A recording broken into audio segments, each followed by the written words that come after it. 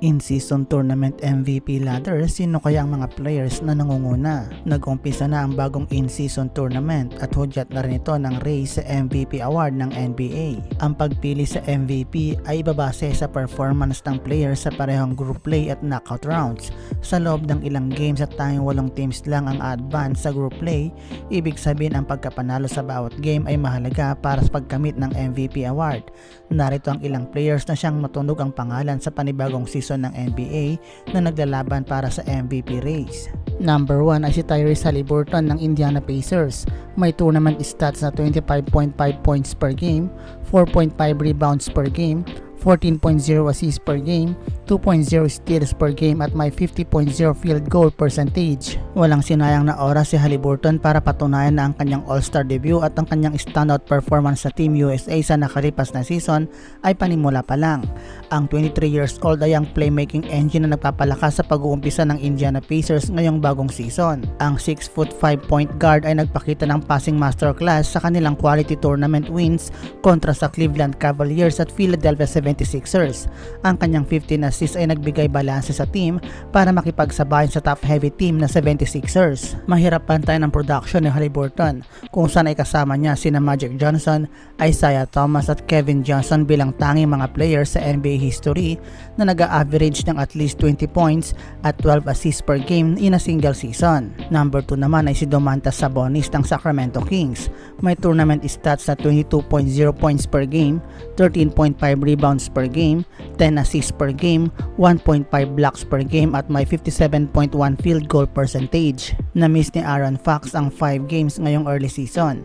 Kasali na dyan ang tournament opener, pero pinakita ni Sabonis na hindi ito magiging problema sa kanilang team dahil sa kanyang opensa na mayroong 13 assists at bumabanat din sa depensa na may 13 rebounds at 2 blocks sa kanilang win match kontra sa Oklahoma City Thunder. Sa huli nilang game ay nakabalik na si Fox at ang kanyang 43-point night ay hindi magiging sapat kung wala ang tulong ng all-around brilliance ni Sabonis.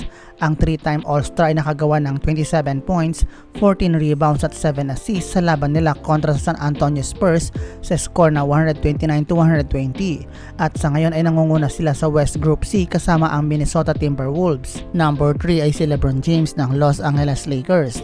May tournament stats na 27.7 points per game, 8.3 rebounds per game, 7.0 assists per game, 1.3 steals per game at may 60.0 field goal percentage. Ang Lakers ngayon ay nagpapakita ng solid balance sa tournament play at si LeBron James ang nagsisilbing focal point.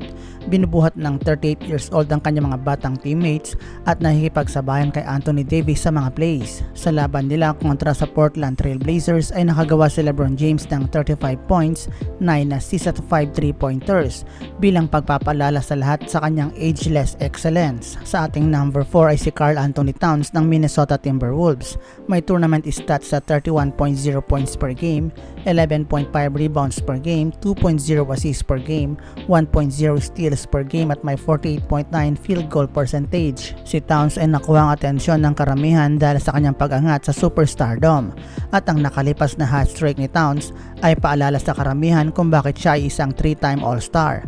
Ang former number 1 overall pick ay patuloy na nangingibabaw sa mga tournament games dahil sa kanyang unstoppable offensive skill set. Pinangungunahan ni Towns ang Timberwolves sa points, minutes, rebounds at 3 points made sa kanilang tournament play. Ang majority ng kanilang production ay dahil sa pagdomina ng team sa game at halos 70% ng shots made ni Towns sa kanilang mga laban ay dahil sa pag-assist ng kanyang mga teammates. Number 5 ay si Nikola Jokic ng Denver Nuggets. Siya ay may tournament stats sa 30.3 points per game, 15.3 rebounds per game, 12.0 assists per game, 91.7 free throw percentage at may 54.2 field goal percentage. Ang tournament numbers ni Jokic ay kilala bilang 5280 na badge of honor sa center ng Denver Nuggets. Ang production ni Jokic ay sapat na para may panalo nila ang opening tournament kung saan ay tinalo nila ang Dallas Mavericks. Gaya ni Sabonis ay napilitang maglaro si Jokic sa kanilang tournament game na wala ang kanilang starting point guard na si Jamal Murray dahil sa injured ito. Yun nga lang nahirapan ang Nuggets na manalo sa game na wala si Murray, kung saan ay natalo sila kontra sa New Orleans Pelicans sa score na 115-110. Gayunpaman, hindi ito sagabal para kay Jokic upang magpatuloy sa knockout rounds na magiging parte sa pagpili ng in-season tournament MVP. Ang Nuggets ay mayroon pa ring pagkakataon pero hindi ito ganong kadali. Ang kanilang pagkatalo sa New Orleans ay magbibigay sa Pelicans ng head-to-head tiebreaker. Kaya naman kailangan manalo ng Denver Nuggets sa mga susunod na remaining game para tuluyan silang makapag-advance. May mga players din naman na humahabol para sa MVP award. Si Damian Lillard ng Milwaukee Bucks kung saan ay nangunguna ang Bucks sa East Group B. Si Lillard ang Milwaukee Bucks go-to scorer sa tournament play. Nandyan din si Jalen Brunson ng New York Knicks. Siya ang tournament's leading scorer pero makakaharap nila ang undefeated Bucks at Heat sa East Group B. Si Joel Embiid ng Philadelphia 76ers. Hindi maikakaila ang kanyang production pero ang kanyang poor outside shooting at pagkatalo nila sa Pacers ay medyo nakaapekto sa kanyang ranking. Nandyan din si Jimmy Butler ng Miami Heat. Hindi siya masasabing dominant kagaya ng iba pero si Butler ay isa pa ring rason sa Miami Heat streak na 2-0 at hindi rin papatalo si Jaylen Brown ng Boston Celtics. Kagaya ni Jimmy Butler, si Brown ay ang leading man sa well-balanced at undefeated squad ng Boston Celtics. At yan ang mga players na matunog ang pangalan para sa MVP award. Ating abangan kung sino ang mangingibabaw sa bandang huli. Maraming salamat sa inyong panonood.